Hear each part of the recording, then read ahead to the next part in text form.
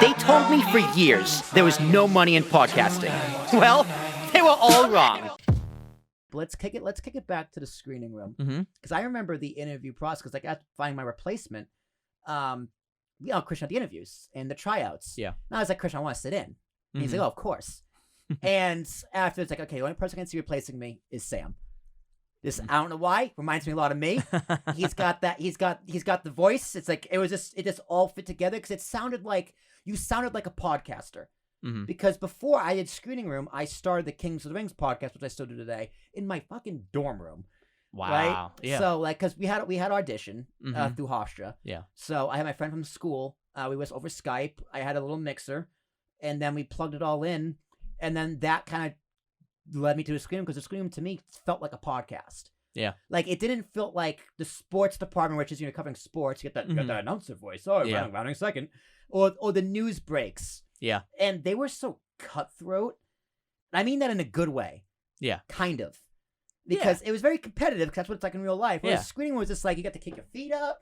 Yeah, literally. Like, it was so much fun, but what did you think of the whole, like, interview process for the Screening Room? I found it to be a little intimidating, right? A little intimidating. I found it to be an interesting avenue for how they kind of approach that in a way. Like, I'm like, okay, like, I like how this is like a job interview, basically. And I know for Christian at the time, when I first started out at Hofstra and with Screening Room, he wanted to kind of, again, incorporate it like a business. Like you were going in for a job interview and stuff like that, or an internship interview. And I remember when I first started out, like seeing the way that he interviewed a bunch of people and the way that he kind of asked the certain questions and what do you want to do, it got me prepared for that kind of stuff. So he was definitely somebody that it was kind of cool to kind of get that kind of knowledge and get that kind of I guess repetition, I guess would be the word to kind of say, for like, okay, this is how certain job business things would kind of go in a way. And he ran Screening Room kind of like a business. I remember doing e-board meetings at the time, and I was kind of like the secretary of like, I remember e-board. Yeah, taking notes and things like that. And I'm like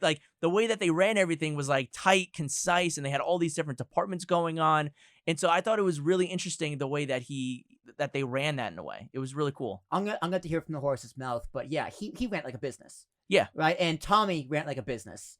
And Mandela was just like, man, I'm just gonna have fun. But Yeah. he also took it very seriously. Exactly, yeah. And I wanna go back to RH. Are they still doing Screening Room? I don't know. I followed I it hope last so. year, and then I didn't hear anything about it again. I don't think I hear it so much on Sundays anymore. I mean, it was definitely when I was there and when we were running it, we were trying to keep it as float as possible. We were able to keep it going. It seems like the next group was able to keep it going for a little bit, but right now I'm not really 100% sure right now. I'll have to give it a Google. And and we'll check it out. Definitely.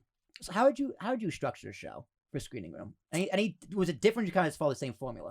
I definitely structured it a little bit differently. I kind of did it where we would kind of do, well, I kind of did a mixture where it would kind of be the top news stories that were going on. We would do maybe half the block, half an hour or so, kind of talking about the major news topics. So let's say I remember in 2019 when Avengers Endgame came out, we had like a whole thing talking about the box office for that. And then we would kind of go into the movie review segment, and then we would have the news breaks in between. So I definitely kept some of the things that were going on at the time to kind of keep that format, but I try to change it up where, again, I kind of inspired it off of Collider Movie Talks or John Campy show, where it was very much kind of like a sports center debate show in a way, where it was kind of like First Take or something, where we were kind of debating, having different ideas and points of view. We would try to have some interviews on from time to time. And so I definitely wanted to kind of shake it up a little bit, but keep the core of what was intact in there, basically. Yeah. So that would be it. Yeah. So we would have some awesome interviews kind of going on. At one time I had Eric Davis on, who's the managing editor over at Rotten Tomatoes and Fandango on. We talked about the summer movie season a little bit. I did interviews with Kiki Lane from If Beale Street Could Talk, which is her first major film.